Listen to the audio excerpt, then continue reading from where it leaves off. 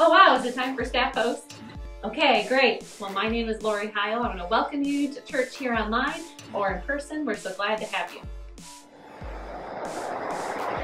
Here at E-Free, we're a multi-generational church that welcomes people of all backgrounds. The main thing is we focus on Jesus. Here at E-Free Church, we invite you to partner with us through giving, and there's some great ways to do that. If you're joining us here in person, you can put your donation in the drop box at the back of the worship center.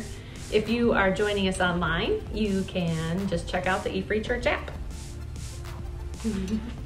You can also use the app to fill out your Connect card, listen to past messages, and share a prayer request. Once again, we're so glad to have you join us. We hope you enjoy the service.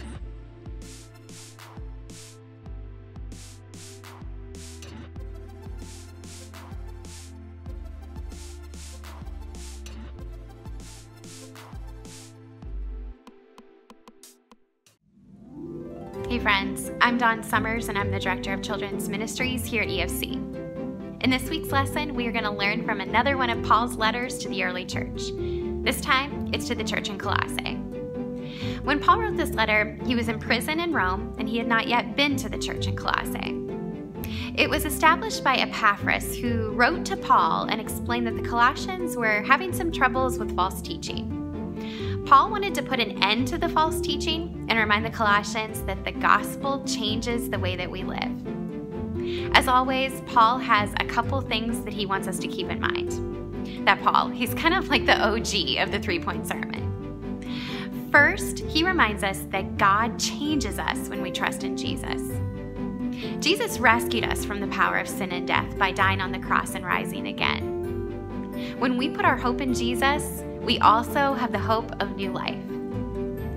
Secondly, following Jesus means living for Jesus. Jesus is the very reason that we live, and he can give us the power to live in a way that honors him. Lastly, God wants us to put away our old sinful desires. Paul says that this is like taking off the old self, like taking off an old sweatshirt. You know, the sweatshirt that you love that's ratty and full of holes, but it's so comforting. Sin can be like that sometimes. The patterns of sin in our life are habits and they're old. They're hard to break, but we can do it through power that Jesus gives us. Some of those old ways of living might include how we deal with anger, spreading lies, having jealousy because of something we don't have or it's not happening in our life. Sometimes the words that we use or the way that we have of talking about others. God can give us the power to overcome this. We can live like Jesus. We can follow him by becoming more like him in loving God and loving others. To learn more from our lesson this week, go to your Lifeway for Kids app. Select the Gospel Project for Kids from the list of curriculum. We are working through Winter 2021. Our lesson for this week is New Life in Jesus. This is where your kids can watch the Bible teaching video. Then check back with us next week on Facebook because we'll have more ways for you to connect with our community. Thanks so much for joining us, and we'll see you again soon. God created us differently, but we're all part of the body.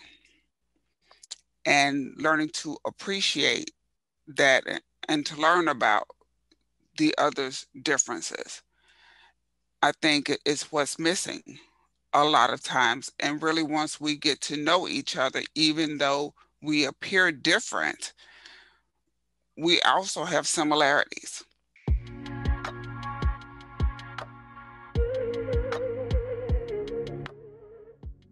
With the events that started happening this summer, I was really spurred on to start reading and learning more.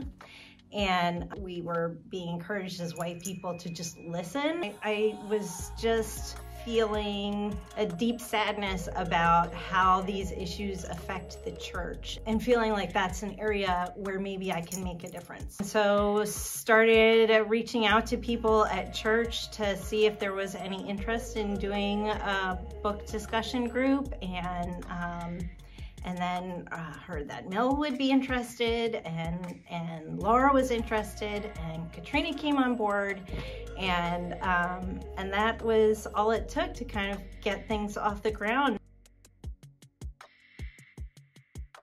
We had this wonderful, diverse group, not only diversity in race, but also in age and stage. And it was just really evident that the Lord had brought this group of people together and enabled us to have some healthy, difficult conversations. The first thing we did was go around the circle and everyone shared why they were in the group. Why did they come? And I expected the black members of the group to say they were there to try to teach the white members of the group, and that it was information transfer kind of.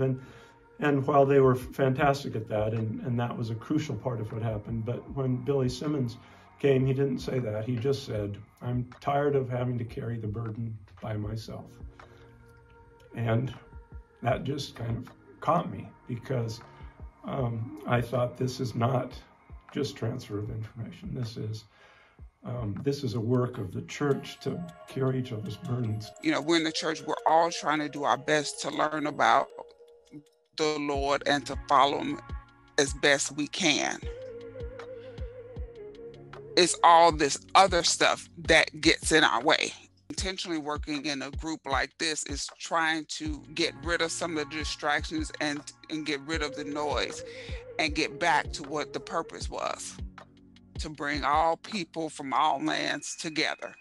I saw that we were starting this Build a Fish group, and I was asked to be a facilitator. But when it comes to talking about those things, it was kind of scary. But one of the members, Sarah, she just seemed really kind, and she really wanted me to just really share my experience. And I like that they were looking to get people of color into this, and it wasn't just white people talking about this and facilitating this.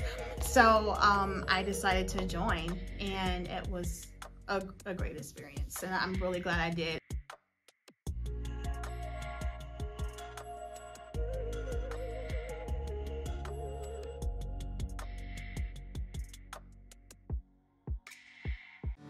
You know, there's a lot of things that go on in our lives, a lot of just opposition that comes at us day by day, things that don't quite go our way. But the thing is, we have God, and through our struggles and our strifes, he helps lift us up and pull us through.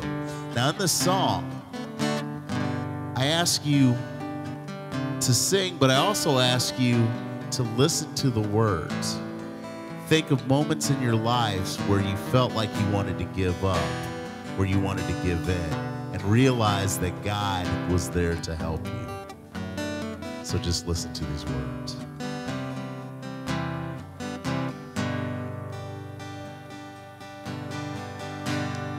I don't feel no waste time.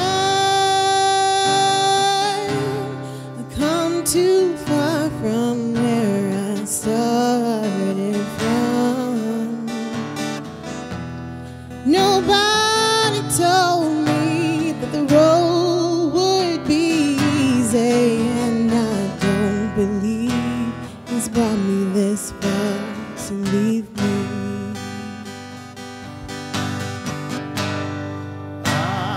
Just can't give up now. I've come too far from where I started from.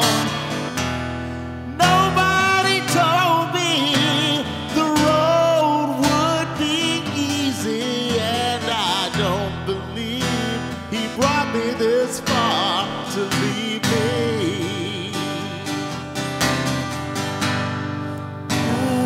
Just can't give up now.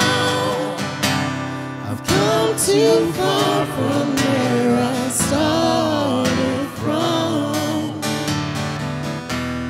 Nobody told me the road would be easy, and Don't believe he brought me this far. I don't believe he's brought me this far. I don't believe he's brought me this far. I don't believe he's brought me this far to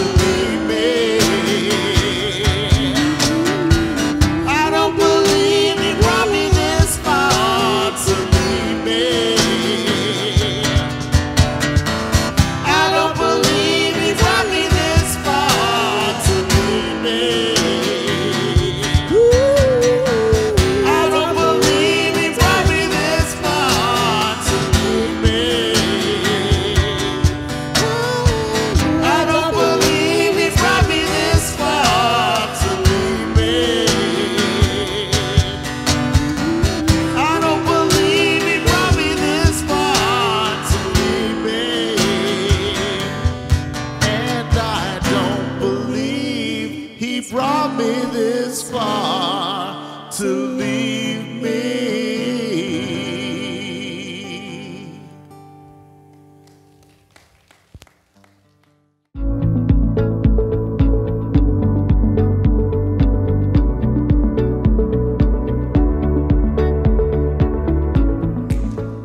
Hey, Pastor Rick here, E-Free Church, and just thank you so much for joining us. Always kind of a privilege to letting us and being a part of your, whether it's Sunday morning experience, Sunday later in the day, or just any time throughout the week. And whether it's on our digital platform, whether it's on our YouTube platform, or even here on Facebook as well, just thanks. Just so glad to be a part of things. If you're in Central Illinois, just hopefully you're kind of getting a little bit used to the warmer weather. You know it's a deep freeze. You're in the middle of a deep freeze when I think it was today, we got up to a balmy 18 degrees. And I was like, this is warm, from all the cold weather and snow that we've had. So, well, we're going to jump right on into our series on real relationships, really building and developing these kinds of healthy relationships in a very toxic world. This title of this message this week is called Exploring What's Under the Iceberg. Exploring What's Under the Iceberg. And again, we've been talking about building these real relationships in a toxic culture, a culture which I think we would all agree is, whether it's in marriage or whether it's in community, work, with the boss and the team members and politics, the left, the right, even churches. I mean, people, pastors, group members, we're all pointing the finger at everybody else. Who's the issue? What's the problem? They are. How do you build healthier relationships? And the reality is, in a culture that's kind of eradicated all kinds of personal responsibility, the Bible teaches us something radically different. That's why we went through verses like Matthew chapter 7, where Jesus said, don't judge, or you too will be judged. For in the same way that you judge others, you will be judged. And the measure you use, it'll be measured to you. Man, those are incredible words. So he goes on to say this, why do you look at the speck in your brother's eye and pay no attention to the plank in your own eye? How can you say to your brother, something like, take out the speck of your eye, this issue in your life, when all the time there is an issue, there's deeper stuff in your own life, in your own eye, so to speak. You hypocrite, he gives us the way forward, which is so important, kind of the thesis of why I've kind of put together this series the way I have, is first take a look at yourself, the plank in your own eye. Then you'll see more clearly to help remove the speck from your brother's eye. And I think this is really important because I think so much what transpires in our lives, in our souls, and as a result in our relationships, the good, the bad, and the ugly, is because of what's going on inside of us.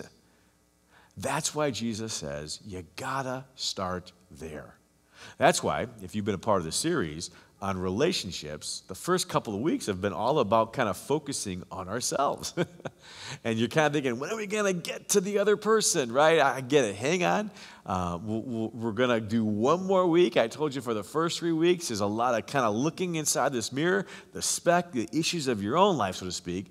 And then starting next week, we'll talk more about how to navigate some of this in relationships. But it's because so much of what transpires, though, in relationships is because ultimately you and I, the common denominator that we bring into all relationships is ourselves. It's ourselves. Another way of saying it, I've been saying in this series, is understanding what's underneath the iceberg. In other words, we all know that icebergs, what we can see visibly, is about 10 to 15%. But the reality is there's so much more underneath the reality of an iceberg. And kind of view your life like that. The lives are so much more to us than just what we can see, the physical. There's this thing that we're going to talk about a little bit today, this heart, so to speak, this inner world. And that's why I'm calling this series Exploring What's Under the Iceberg, so to speak. Now, in doing that, that's why we have to go back to the iceberg, exploring what's underneath the iceberg. Now, to help us understand this digitally, I was hoping to show a clip of the old movie The Titanic, okay? But I realize we don't have the permission to do that, so I'll have to share pictures instead. is that you all know the story of the Titanic back in 1912. Back in 1912, the Titanic took off, transatlantic from England going all the way to New York. And what happened was awful on that April 14th and 15th day in the year 1912. The Titanic sank. It sank because it collided with an iceberg. And it was not seen. It was not the part that was seen of the iceberg. It was actually the underneath of the iceberg that ripped apart the undergird of the Titanic. What's amazing is it actually ruined 5 sections or five ports of the ship. If it just would have done 4, the Titanic would have stayed afloat. But because of what was underneath, the massiveness of this iceberg, it ripped apart 5 compartments, which ultimately led to its sinking, unfortunately, just hours later, killing, over 1,500 people. In my notes, I wrote it this way. It was not the scene of the iceberg that destroyed the Titanic. It was the part of the iceberg that was unseen that did its deadly damage. Think about it this way. Most people shipwreck, implode, or live inconsistent lives, kind of Jekyll and Hyde, because of the forces and motivation beneath the surface of their lives that oftentimes they've never typically even considered. The unseen aspects of the soul, the underneath of the iceberg, so to speak. I mean, we all know famous people, famous politicians, famous actors, some of you famous pastors. I can list a whole bunch of them. But it's not just the famous. I've been in ministry for 26, 27 years. Average people, everyday people like you and me, implode, destroy their relationships, marriage, friendships on a regular basis because of the inability to understand what's going on inside of them. That's why it's critical to explore what's underneath the iceberg for you and I. Now, the beautiful thing is the Bible teaches this very thing. In verses like Proverbs 4:23, it says things like this: above all else, guard your heart. Now again, what's a little bit different here is that the word for heart there in the Old Testament, the Hebrew word, is actually that which constitutes our inner being, our soul, that which makes us us. It's way deeper than the physical. We typically will use the English word heart, but it's so much more. That's your physical heart. It's that which constitutes you, your soul, your inner being. Guard it, because everything you do flows from it, including the way you react, the way I react to criticism. Or why, when somebody believes something different politically than us, that we have to defriend them. See, everything flows from our inner being, whether we realize it or not. We don't have the ego, the self-differentiation to allow people to be themselves and to have different thoughts and beliefs versus being threatened by that, just as an example, or why we can't feel, or why we can't love.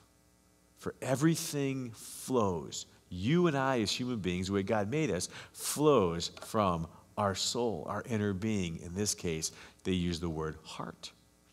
Another way of capturing this is Paul, great prayer in Ephesians chapter 3, says this way: for this reason, I kneel before the Father, for whom every family in heaven and earth derives its name. And I pray for you. He goes on to say, I pray that out of his glorious riches, he may strengthen you with power through his Spirit in your what? Your inner being, your soul, that he may strengthen you. This is where the work happens, he's saying. So that, he goes on in verse 17, that Christ may dwell in your, there it is again, your inner being, the very essence of who you are, your heart through faith. And I pray that you, being rooted and established in love, because love is ultimately what the Christian life is all about, of God, of others, and even yourself, that you may have power together with all the Lord's other holy people, okay, the people of God, to grasp how wide, how long, how high, how deep the love of Christ is in your inner being. And to know this love that surpasses just head knowledge. Because ultimately, truth isn't an object to be mastered or memorized. It's a person to be experienced, a relationship. That you may be filled to the measure of all of the fullness of God.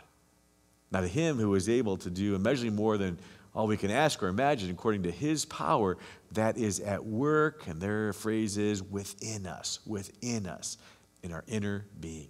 To him be the glory. And see, here's the deal. Why it's so important. The inner world, the heart, the soul, it's that which we can't see that's underneath our physical, that really makes who you and I are.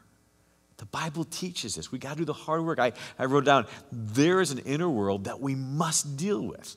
This is where the deep work of discipleship, sanctification, change is won or lost, where Christ's power can dwell in us to make us more like Jesus, to think and to feel and to act and to love like Jesus. To not do this ultimately leads to death of self, our relationships, churches, communities, and nations.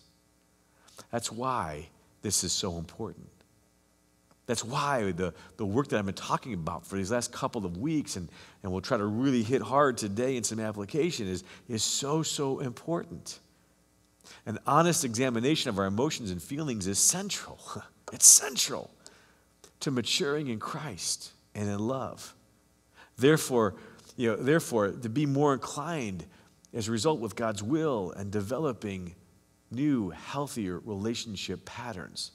But it starts by looking in the mirror, doing the hard work of examining the inner self in order to transform us to become more like Jesus Christ. For the ultimate purpose is to allow the gospel to transform all of who we are. The intellectual, the physical, the emotional, the relational. That's spiritual. All of that spiritual of who we are. And both above as well as below the iceberg.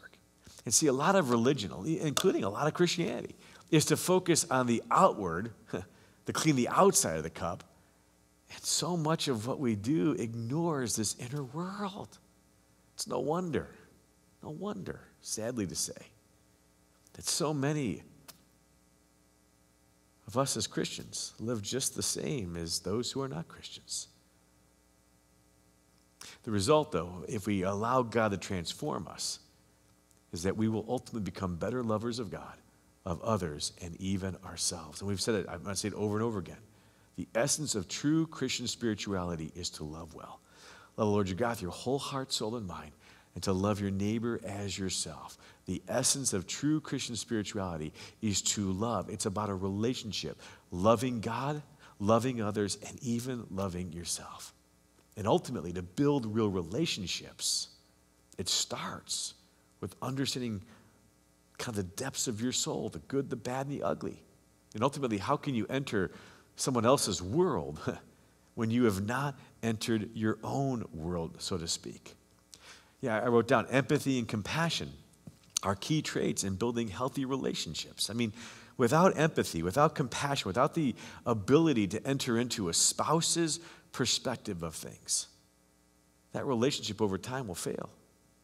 At work, whether you're a boss or a team member, to not be able to empathize and have compassion to see things from another team member's perspective, an employee's perspective, a boss's perspective, over time, if you're so self-focused, you will actually create damage to that team in churches, in communities, in friendships, even in politics and government.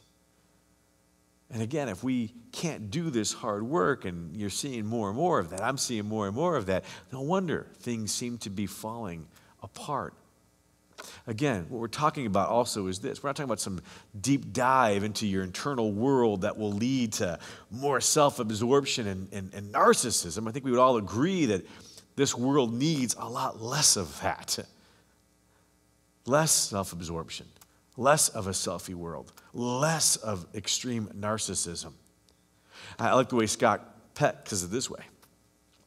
In his book, A World Waiting to be Born, Civility, which we lack so much today, rediscovered. He says, we're all born narcissists. It's so true. And that learning to grow out of narcissism, that we are the center of the universe, is at the heart of the spiritual journey. Now, I get to do this. Maybe the most gorgeous little 8-month-old little girl ever. That's my granddaughter, Addie. I love her. We all love her. In our home, it's very, very Addie-centered. I'm telling you, she's taken over the entire house, almost every room. You know, everything we do is centered around Abby. It's just the way it is. No wonder. Without what we're talking about today, over time, we believe, if we inadvertently make it so that we believe we're the center of the world. And I love that little girl. I love her with everything in me. But she's not the center of the world. You're not the center of the world. I'm not the center of the world. We got to stop acting like it.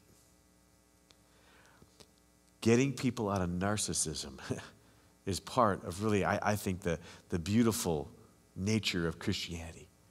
It sets things right that God is the center of the universe, so to speak.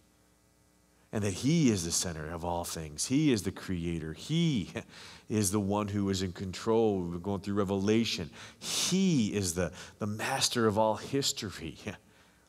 And our role isn't to pray and make His will our will, so to speak, or obviously our will His will. It's to take and make His will our will. To grow spiritually and to grow into healthy relationships with others, a revolution must take place in the way we perceive ourselves in relation to others. And so part of it is to help like little Addies as they grow up to become adolescents and young adults and adults, is to help them realize is that we love you, sweetie, but you're at the center of the world. You're at the center of the universe. That people have, every single person you come eyeball to eyeball with has just as much value before God. And they're to be treated with respect and dignity and love, especially if you're a Jesus follower. That's why Jesus is always challenging this. He pointed this out to people all the time if he would just have ears to hear. In Mark 7 is a story. Many of you have read this before. Jesus called the crowd to him and said, listen to me, everyone understand this. He goes, nothing outside of a person can defile them by going into them. Nothing in the outside world, the big bad world, is going to defile you. Rather, it is what comes out of a person that defiles them. What's already there inside. It's inside. Now, after he said this, and he left the crowd, and he entered a house, probably going to sit down and have a meal with the disciples, and his disciples were asking about this parable, and he just kind of responds, are you so dumb? I don't think of Jesus respond that way, but oftentimes, what's going on with you guys? Hello, are you so dull?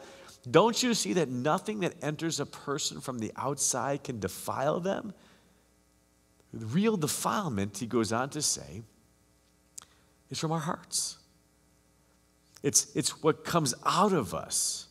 And he goes on to say things like in verse 20, what comes out of a person is what defiles them, what's already inside us. From what it is, from what within, out of a person's heart, there's that word again, inner world, our own soul, that evil thoughts come. We know this already. But it's easier to blame everybody else. It's easier to blame that side or this side or technology for producing this and that, for sexual immorality, for theft, for murder, for adultery, for greed, for malice, for deceit, for lewdness, for envy and slander and arrogance and folly. And the list can go on and on and on and on and on. And what do? We even blame the devil sometimes. He made me do it. We have all kinds of spiritual, terminology to even push off the personal responsibility. Jesus says all of this is from what's inside. It's these evils that come from inside a person, that defile a person. That's why what we're talking about here is so, so important. And ultimately, we need to go beyond our actions, our behaviors and choices, reactions and belief, and to go to the whys. Why? Why do I do what I do? Why do I think what I think? Why do I feel? Why don't I feel? Why do I avoid certain people?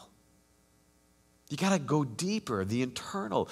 Why am I addicted to, and you fill in the blank, to success, to adoration, from the compliments of others, to people liking me? Why am I addicted to alcohol, or to drugs, or to sex, or to pornography? There's something deeper going on. You got to go to the beyond. You got to ask the question, why? Why? This is going deeper to the inside. This is where the defilement, this is where the difficulties are. Why do I emotionally disengage from my family? Why do I get so angry? I rarely get angry, but why do when I get angry, I blow my stack? Why do I react the way I do to people who disagree with me, who think differently politically than I do, who don't see things the way I do, who don't agree theologically with me? I mean, people are ending relationships. They're leaving churches. People have left here because of what we're talking about. There's something deeper going on. And ultimately, we want to blame everybody else. But it takes courage and deep faith to ask myself what might be going on underneath my feelings and actions. Whether it's in marriage, whether it's in your parenting, in your friendships, in politics, at church, the community, black, white. This is huge. That's why last week we talked about, in order to move forward in life, including in relationships, that sometimes we need to move backwards in order to move forwards. That our families are huge. P. Cesario said it this way in Emotional Healthy Spirituality: while we're all affected by powerful and external events and circumstances throughout our earthly lives, I mean, things like a pandemic, things like what's happening down in Texas right now, which is just awful, things like a diagnosis or cancer. Ultimately, he says, but our families are the most powerful group to which we've ever belonged. In other words, it's our families that have imprinted us to who we are, why we think, why we feel, why we don't feel, more than anything else in our lives. That's why so many of us are just so unaware. So, in my remaining time, let's do some work, okay? Let me bring us all kind of together and kind of push us to do the hard work of application here. Now, some of the things I've given you, some tools. I gave you, again, on the 10 commandments here of unbiblical or unhealthy family commandments, and I've given you that, and I want you, again, to take that out. You can find this, go to our church app on your Android or your Apple device, your phone, your iPad. Go to the eFree Church app. Go to the message section, on the bottom. You'll see the icon for real relationships. And in the first message, week 1, February 7th, you'll see you hit that. You'll see a place for notes. You'll see some message-based questions. You'll see this out there. Or, it'll be in the second message, and again, it's to spur you on to kind of think, is this some of the stuff that maybe I learned in my family?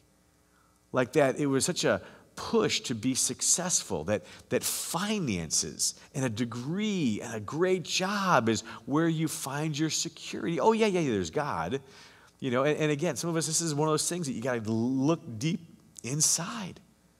But the message over and over and over again was you got to trust your finances. I've seen people explain this, Christians in this country. That's why they explain the betterment of finances and all of that is what's so important. And I'm not saying that finances aren't important, but as a Christ follower, our security doesn't come from how much we make or how much we save. As a believer, ultimately our security is from God and God alone. Did we learn things in our family? And again, this will help spur. I want you to talk about this with a spouse, or if you got a small group. Use this as a catalyst. Does it make sense to look as you look through some of these? I think one of them is that, in my family, that we never learned how to deal with conflict in a healthy way. I never did in my family. So when I got married and Don and I began to have some conflict, oh my gosh, she would tell you, if I had her up here, Rick had no way of dealing with conflict. I was an avoider, like most of us, avoid at all costs. Why can't we all just be happy and get along? Guess what? That doesn't work. And ultimately, I had to learn the hard way that conflict is what actually can draw us into deeper intimacy and connection if we allow it and if we learn a healthy way. But in my family, I didn't learn that. In my family, I learned Dad ruled the roost. And in many ways, Mom and kids had no say in hardly anything. I learned things about marital roles like that.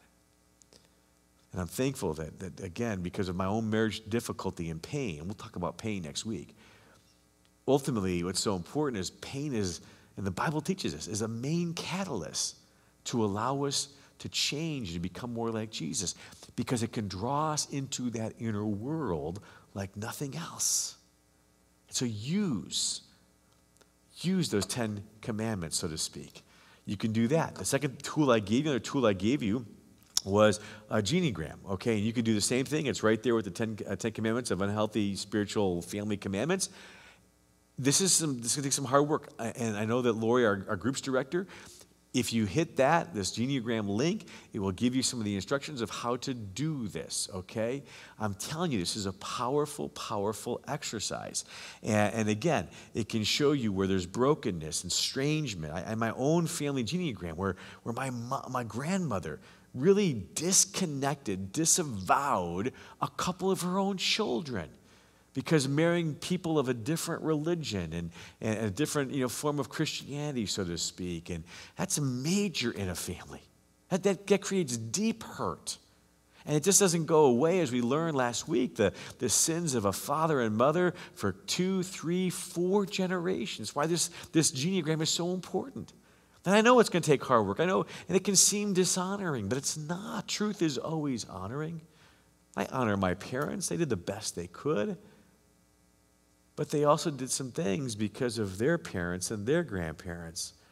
And thankfully, God doesn't want to have your family of origin have the last word in your life and my life. He wants Christ and the freedom of Christ to be the last word and to remake us and renew us and transform us, so that we can love better our own families, our churches, our communities, our strangers, the Samaritans. So do this hard work. And again, you can look at it. I just did mine recently again. And I'll tell you, one of my eye-openers for myself was forgetting about, because part of the instructions are any earthquake events in your life, like an unexpected death. And even though my dad, it wasn't unexpected, he was 56 years old. Young. And I've shared that story before, but part of me is I didn't know how to grieve. Because I would go back to my family of origin, just that inner, under the iceberg kind of stuff is men were never supposed to cry. The message, the value, the commandment I learned is just deal with it. Go on, deal with it. The problem with that is, like so many of our family rules, so to speak, that we are passed on to us, is when they don't coincide with scriptural principles. God has not made us that way. God has made us in his image, and part of that image is having feelings. It's to help us to become more like him and to experience this world and creation. And so for me, I buried. It was months later. I was driving home from a meeting up in Chicago after my dad passed away. And I was driving home, and it was kind of funny, of all things, the Titanic music, Celine, whatever her name is, the female singer, I'll botch it anyhow, Celine Dion, thank you, Brandon, sang this song from Titanic, and I'm on 294, and I'm bawling my eyes out. I didn't know what the heck was going on. I thought I was completely breaking down. I was holding in all the feelings of my dad's passing. And finally, like a beach ball that one of those plastic balls you blow up and you try to keep it underwater. At first, it's no big deal, no big deal, no big deal. But if you've ever done this before, you hold it underwater. As light as that sucker is, over time, the amount of strength, it comes up. That's the way that we're made. It's like an engine warning light. Warning, warning, something's not right. Pain, the scripture teaches, can lead us to a deeper relationship and discipleship with God and to become more like Jesus. It's not by chance that I've struggled throughout my marriage and even in my parenting to understand some of the deeper feelings. For me, anger, I rarely got angry, but when I did, it was big, because anger is one of those surface emotions. I didn't know how to deal with loss or rejection or critiquing or just my family, being frustrated, just normal things. And I share that because many of you can probably relate, especially as men. So it's important to do this hard work. It's important because that way you can start asking yourself questions like, what messages did you receive from your family about anger, about sadness, about fear, about feelings? And then do the hard work of how have these messages impacted you as an adult? Because you carry it with you. And here's the reality. I think I put it in my notes there. Not just the spoken, but actually I would actually highlight it's mainly the unspoken. This is why some of the contemplation I've been trying to put in some of these exercises, silence and solitude, to have you think about some of these things. I'm going to give you that instruction this week. Some of that might come to the surface, might come to light. Like it took me a couple of years to figure out that part of it is, again, feelings were just not really allowed. They just weren't really a part of growing up. And yet I'm very much a feeler. And that's okay. We all are. And to experience feelings and to understand them. And even I had to do the hard work in Christian counseling of identifying, what am I feeling? Now again, this is not just to be narcissistic, self-centered, absorbed. The reason we do this work is so that we can love others better. So I can love my wife. I can love my church. I can love my kids. I can love Addie, my grandchild, as she grows up. I can love the person who is upset with me. Even the person who's upset with me, disagrees with me, the way Jesus does. Lastly, I gave you that emotional health survey. And it's so important to do this as well. And I won't have time to go into all of this, but if you had the courage to do this, if you take this survey, you're going to find from the survey 4 different stages. And again, part of this is to kind of reveal to you and me kind of where you're at when it comes to emotional health. And what I've said throughout this entire series is that you can't really be spiritually mature and not be emotionally mature. Emotional immaturity leads to spiritual immaturity. That's where a lot of where we're at today. That's why people are leaving churches and breaking relationships. I mean, it's happening here. It's happening all across the country. It's why family members are struggling with political viewpoints that are different, because we're not healthy. We don't deal with the stuff that's underneath the iceberg.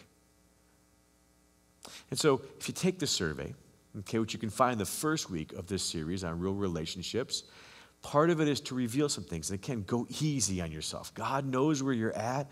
None of this is new to God or a surprise to God. But some of this, I'll have to admit, can be difficult. I took the test, and I'll share with you my own a little bit. But let me just give you those stages. First is what's called the emotional infant stage, okay? And folks in this stage, they typically look for others to care for them. They have a great difficulty doing any kind of empathy whatsoever, entering into the world of others, so to speak. They are driven by instant gratification, and they use others, whether it's at work, as family members, as objects to meet their needs. Now, I don't think I can do a lot of explaining there.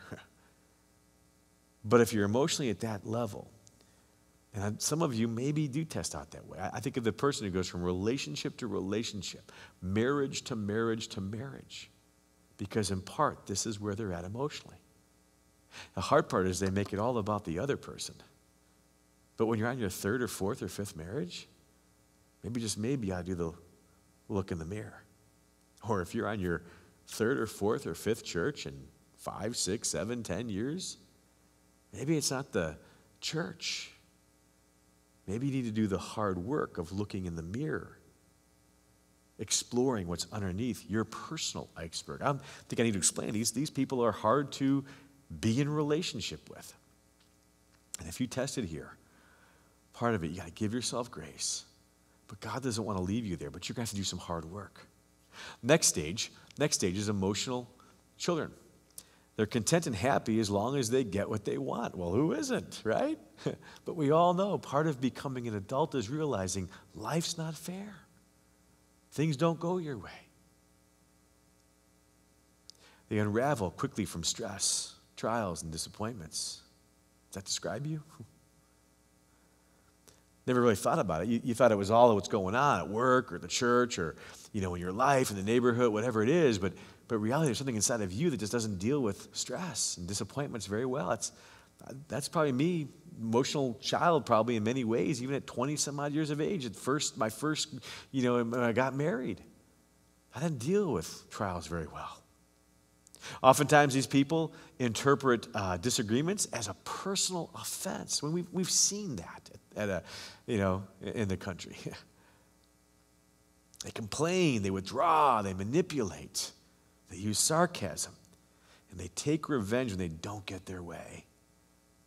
They deal with conflict poorly, oftentimes pointing the finger at others, and again, going to a third party and just ignoring the issue completely because they don't have a strong enough ego to look in the mirror and do the hard work because of what's underneath the iceberg. Hope this is making sense. Emotional adolescents, again, they can tend to be defensive. They can be threatened also by criticism, but they do a better job. They can deal with conflict well at times, other times pretty poorly. They are preoccupied still with themselves a little bit, whatever conflict, whatever situation derives at work or in the marriage. They don't do the hard work of, maybe at times they do, but they don't do the hard work of entering into what their spouse is feeling, what their team member is feeling, what the other person is thinking and feeling. It's all about them. And see, as long as we keep doing this, no wonder we're feeling.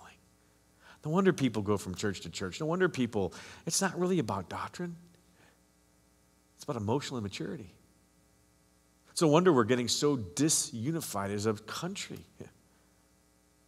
I would argue it's about emotional immaturity. They have a great difficulty truly entering into someone else's world, pain, they're critical and judgmental. And the goal is to become more of an emotional adult, healthy, taking responsibility for your own thoughts, your own feelings, and your own actions, not blaming anybody else. You right away look at the plank in your own eye. You look at the inside underneath the iceberg to do the hard work. You're deeply in tune with your own emotional world. You're able to enter into the feelings and needs and concerns of others without losing yourself or having to distance yourself from them. You respect others without having to change them. You respect others without having to change them. You appreciate and love people for who they are, the good, the bad, and the ugly, not for what people give to you. I mean, think of the power of this. This is Jesus. He loved people right where they were at. He wasn't in it for what he could get out of it. It wasn't transactional from that standpoint.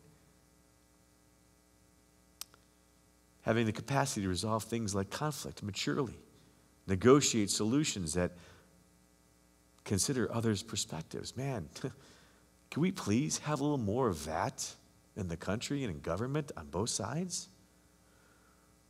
But we need that more in our marriages, more in our churches. That's why all of this is so, so important. That's why, lastly, we'll wrap this up. That's why I've been talking about things like slowing down and silence and solitude, the Pause app. And I want to encourage you to incorporate this daily into your life. How does silence work, with God, so to speak? Well, the phrase I gave you is this from N.T. Wright: slow down in order to catch up to God. And especially you have to slow down in order to catch up to what's really going on inside of you. And so I want to encourage you. Make it a habit. We need this in our lives more than ever. This is a spiritual discipline that many have used for centuries upon centuries, but we typically don't talk much about it in our evangelical tribe. But I am finding it to be one of the most powerful disciplines in order to connect with God and to understand more authentically what's happening deep inside of myself. The good, the bad, and the ugly. You know? And you can, in that silence, you can, why do I think what I think? Why do I feel this way in this situation? In the silence, you can do that. And then ultimately, here's the question, is how might God be inviting you to be still today so that you may be more aware of your feelings, your inner world, and better hear the voice of God? The reason we don't hear the voice of God very often is we're busy being human doings versus truly being human beings. Slow down. Give yourself permission. Enter into silence. I know it's uncomfortable. Rick, what do you do there? You just be silent.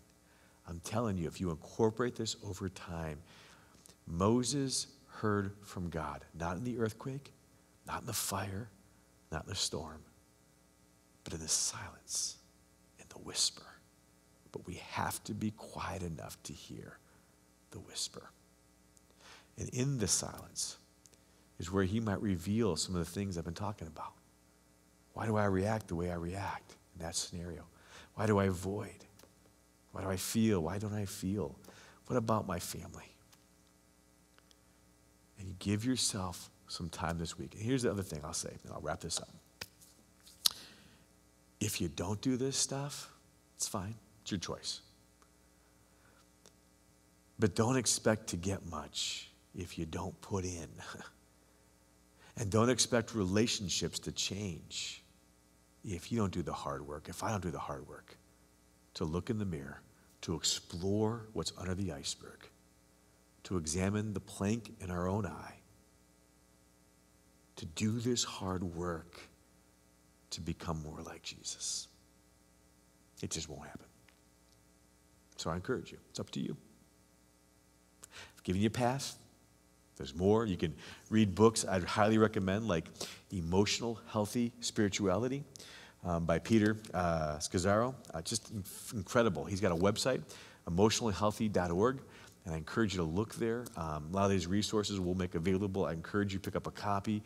He's got Emotional Healthy Relationships. It's a great book for groups. And so anyhow, God, in this quiet time, I pray that some of the things I've said here, Lord, can be encouraging as well as challenging to move us into a deeper relationship with you and to know ourselves better. Ultimately, we bring ourselves into every relationship.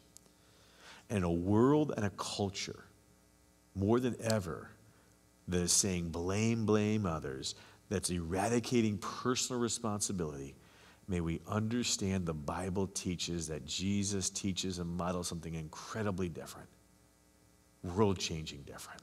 It starts with us to explore what's going on underneath in our inner world, our heart, underneath the iceberg, so to speak. If we do this hard work, I believe in contemplation and silence and spending time with you, God, maybe some different, in a different kind of way than many of us have never spent time with you before, in solitude and silence and hearing from you and journaling.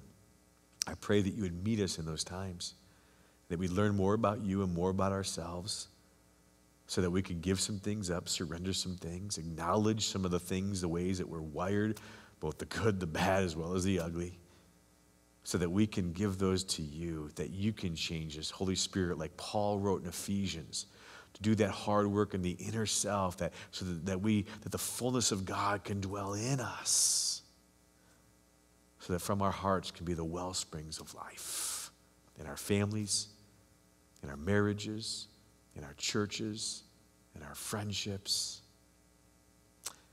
in our interaction with those who are far from you. They need to see a different version of Christians and Christianity.